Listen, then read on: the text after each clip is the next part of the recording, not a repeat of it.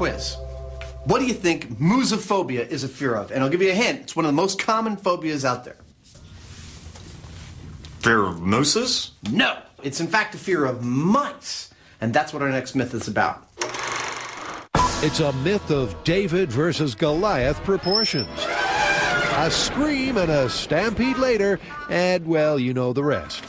I'm guessing the plan here is pretty simple. Why don't you spell it out for me? Well, we get some elephants and some ice and see what happens. Right. Well, the circus is coming to town.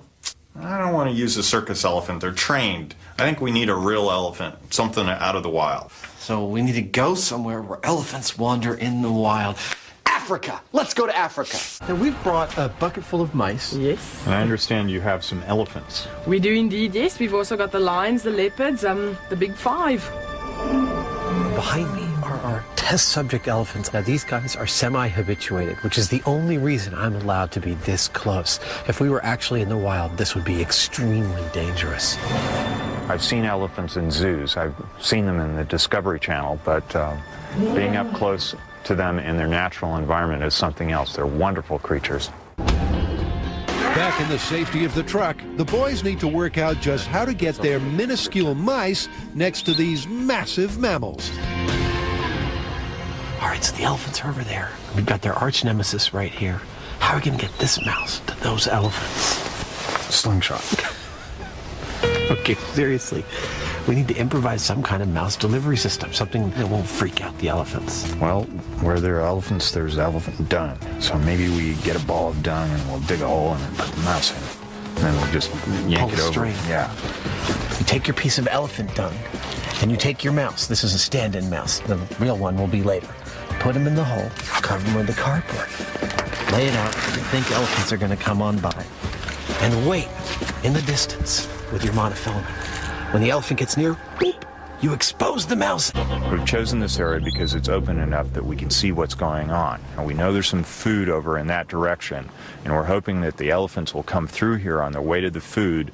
And at the right moment, we'll roll over the ball of dung, release the mouse, and see what happens. Hey, Adam, are you done yet? I'm all set, ready to go. Well, with everything ready to go, all that's left is to get some fairly predictable predictions. For me, I see this the same way I would see a person looking at a fly on the ground. It's going to be so small that you may not even notice it. I don't see any reason why an elephant would be afraid of a mouse. I don't have high hopes for this myth. With the sensible money on the no reaction theory, it's go time.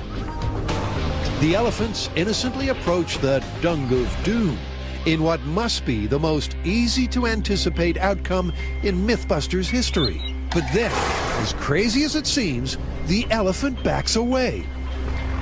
The Mythbusters, like me, are flabbergasted. Well, what just happened is a classic Mythbusters scenario. We were all like, yeah, right, this little guy's going to scare those big guys. And it did.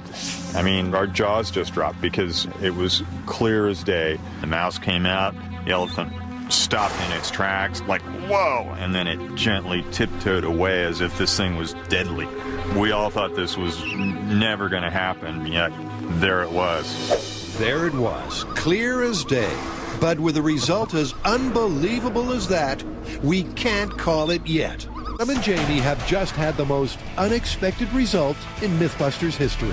It looks like it's true that elephants are scared of mice. That was amazing. The elephant totally avoided the mouse. He looked down, saw it, backed up, made a wide berth around this little guy.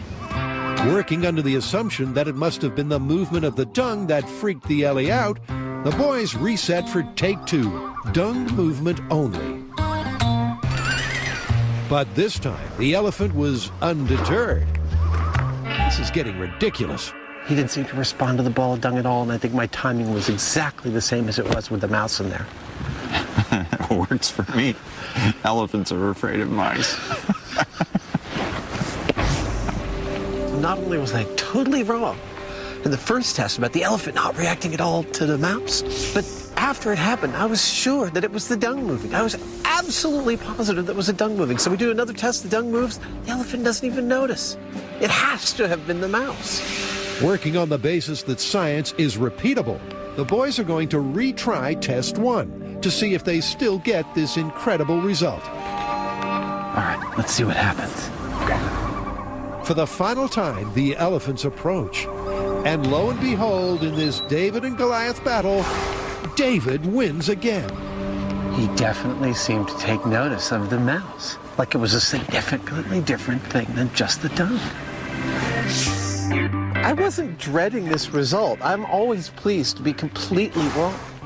I'm more astonished that I'm finishing the day calling something plausible that I knew wasn't plausible when I got up this morning. He definitely didn't freak out, but he was very cautious. The mouse had his attention. It's that little grain of truth that we always look for in a myth, and there it was. There it was indeed. So with the mouse safe and well, despite Adam's best efforts, and the elephants ready to move on, it's time to wrap this one up. How are we going to call this one?